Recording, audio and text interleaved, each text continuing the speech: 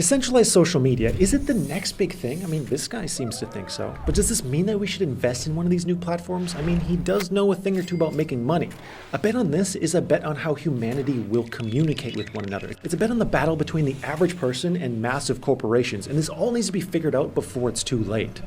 Elon is an expert at getting the masses to do his bidding for him. Want to start a whole boring company? Fund it with flamethrowers. Want to sell a chunk of your stock? Well, get the public to make the decision for you. So when Twitter went on a censorship streak in March, Elon naturally had to get in on the action. He created a poll asking if people believe that Twitter adheres to free speech, then proceeded to ask if the algorithm should be open source. The overwhelming majority indicated that change is needed.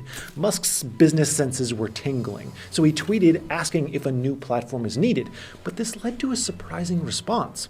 His comments began to fill with requests that he buy Twitter instead of building something new. And just a few days later, an SEC filing revealed Musk purchased a stake of Twitter. This is big. He's now the largest shareholder. To put this in perspective, the founder of Twitter, Jack Dorsey, owns 2%. Elon, 9.2%. So what's next from here? Some people think Elon is dangerous. He's this loose cannon who will tweet whatever's on his mind. They're worried about the danger of free speech and think that Elon will exploit his power as the top shareholder to spread misinformation. Others think Elon is a genius, sure, a controversial genius, but one who seems to be able to build businesses better than anyone else on the planet. Or maybe he's just bored. Either way, this has spurred discussions about making social media platforms decentralized. That phrase, decentralized, it gets tossed around a lot, but what does it actually mean, decentralized social media? The idea is you get a Facebook or a Twitter with more user control and less central authority. Right now, social media giants own their servers. They host everything you see when scrolling on your timeline, and this is for a reason. It's the most efficient way to operate. They make more money as a result, but this has a curious side effect. It also means they have a lot of power over what's said online. And what's said online is basically humanity's conversation. Do we really want a few companies controlling this? The decentralized web is a system of independently and privately owned computers that work together to provide private, secure, and censorship-resistant information. Let's look at one of the top-performing decentralized social media apps, Minds. Minds is a Facebook alternative where you can, quote, speak your mind. It's like Facebook, except you can say whatever you want. Minds utilizes blockchain technology, and they even have their own crypto token, the Minds token. This means users can help host the platform and own a piece if they so choose to. In 2020, Minds launched an initial experiment called the Minds Permaweb. This was interesting, a community-owned web that anyone can contribute to or get paid to maintain. It's a solution that incentivizes users to store and host their own content. So now you have an idea of how data is stored and hosted on a decentralized app. But what's it like to actually use one of these apps? I decided to try out Mastodon. Mastodon is the decentralized version of Twitter. However, instead of tweeting, you make toots. The basic functionality seems pretty good, but for a new user, it gets a little bit confusing. Then if you come across a toot that you particularly like, you can star it, or you can boost the toot. The terminology needs some work, but boosting a toot is the same thing as retweeting on Twitter. However, while it looks very Twitter-like on the surface, it works quite differently. Mastodon is made up of individual servers called instances. This has some interesting consequences. Each instance is almost like a separate social media site. They have their own rules, moderation, and community. However, different instances can still communicate with each other. Think of it like cell phone networks. You have Verizon, I have T-Mobile. Even though they're different companies with different plans and rules, you can still text me over the network. What this means for Mastodon is the social media experience can be whatever you want it to be. Mastodon has no control over instances because they're hosted separately. So you don't have to worry about the political affiliation of Mastodon or worry that you may be censored. But hold on a second, you're probably thinking it can't just be a free-for-all. People are just too messy for that to work. And you'd be right. There's a dark side to all of this that we're going to discuss. But first, how was my experience on decentralized social media? Out the gate, it was a little confusing. For something like Twitter, you can pretty much open an account and understand how it works immediately. For Mastodon, I had to read a 10-page guide to understand the fundamentals of how it works. They have the regular feed, they have tooting. They also have those instances, which are separate servers, but also there's the Fediverse or Federation, which is basically a link between different instances. It's a lot to get into at first glance. And this is an issue that I frequently run into with decentralized services and blockchain-based applications. They're often overly complex for the average user. In order to use Google Chrome, you don't have to understand how HTML works, and that's exactly how most people want it. So likewise, the average user doesn't want to read a guide on the Fediverse. They just want to join and start tooting. screen. Now, the issues with large-scale decentralized services aren't exactly a new problem. The internet, when it first started, was arguably decentralized, hosted by tons of entities across the world, but it was also extremely unfriendly to use. The pre-web internet was mostly text on screen, and in order to see something as simple as a picture, it needed to be downloaded onto your device. And of course, it was much, much slower. But it was a whole lot freer. We didn't have a few companies controlling everything. On this, Jack Dorsey tweeted, "The days of Usenet, IRC, the web, and even email were amazing. Centralizing discovery and identity into corporations really damaged the internet. I realize I'm partially to blame, and I regret it." The point is that there are many parallels between the early web and current decentralized services. They're both the Wild West, new but not yet built for the average user. Dorsey's talking about the fact that many early web systems protected privacy and were in a sense decentralized. Usenet, for instance, doesn't run on a centralized server. Since then, and especially in the last 10 years, the internet has been moving in a rapidly centralized direction.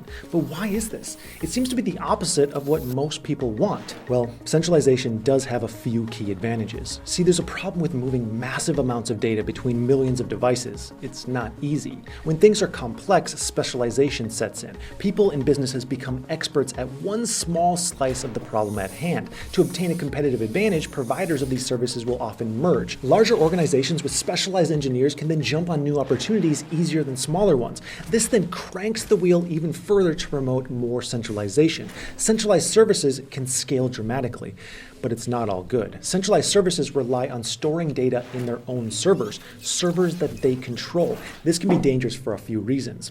One major con is it's easier to hack.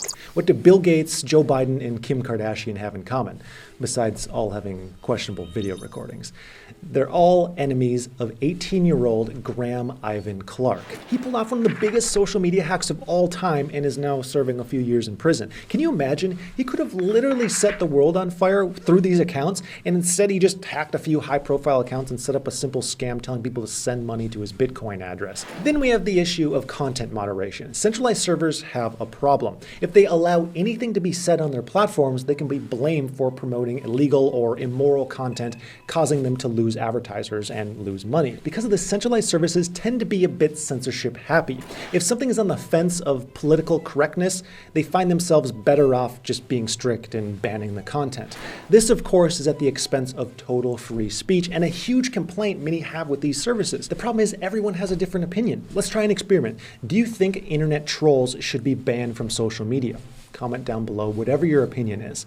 And this isn't just a problem in the centralized space. Decentralized applications run into the same issue, but actually compounded. If certain groups of people were being blacklisted on traditional social media sites, where are they going to flock? Decentralized social media where they're allowed. And this can drive out normal users who would just like a little bit more freedom. So what do? On Mastodon, they take a bit of a creative approach of letting different servers come up with their own rules and enforcement, as well as personal filters. Sick of seeing Will Smith memes or something overly political? Filter it out. But what if something blatantly illegal or harmful is being done on their platform? There has to be some kind of recourse, right? Well, there's only so much that they can do when they don't own the servers. One method is by banning questionable groups from showing up in directories so they're harder to find. But of course, this is far from perfect, and content moderation is still a massive issue on Mastodon and other decentralized services. So decentralized social media is generally more difficult to use and still has many of the same issues classic social media has. So why use it? Why care?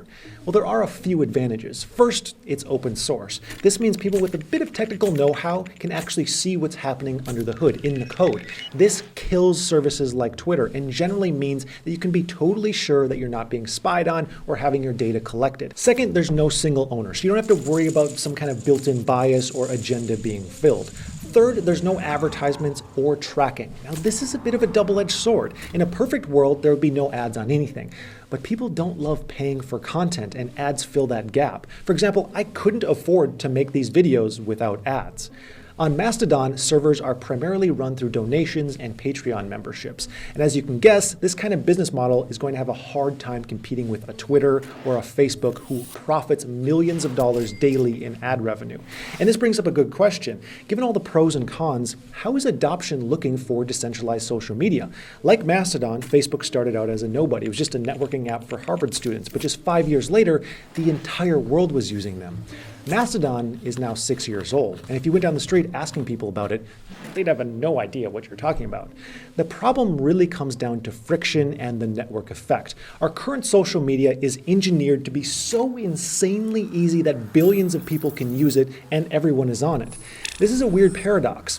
Just about everyone you talk to has issues with social media, yet we still use it. Why is that? It's because, despite obvious issues, it's still the best we got. If you're going to leave Twitter for something else, it's got to be leaps and bounds better to make that transition. That nut just hasn't quite been cracked yet in decentralized social media. Now, there are promising projects coming out in the space, like DeSo and the Lens protocol, and there are even projects like Theta and Audius that integrate with current social media in a decentralized manner. The way I see it is we might see a surge of short-term hype and price appreciation for these projects, given the interest from people like Elon or Dorsey, but the tech has a long ways to go. From here, if you'd like even more insights like this, my buy alerts, research reports, and to be a part of the most successful investment group on the planet, grab a spot ASAP linked in the description below. That's going to do it for today. I'm Max Maher, and I hope you have a profitable day.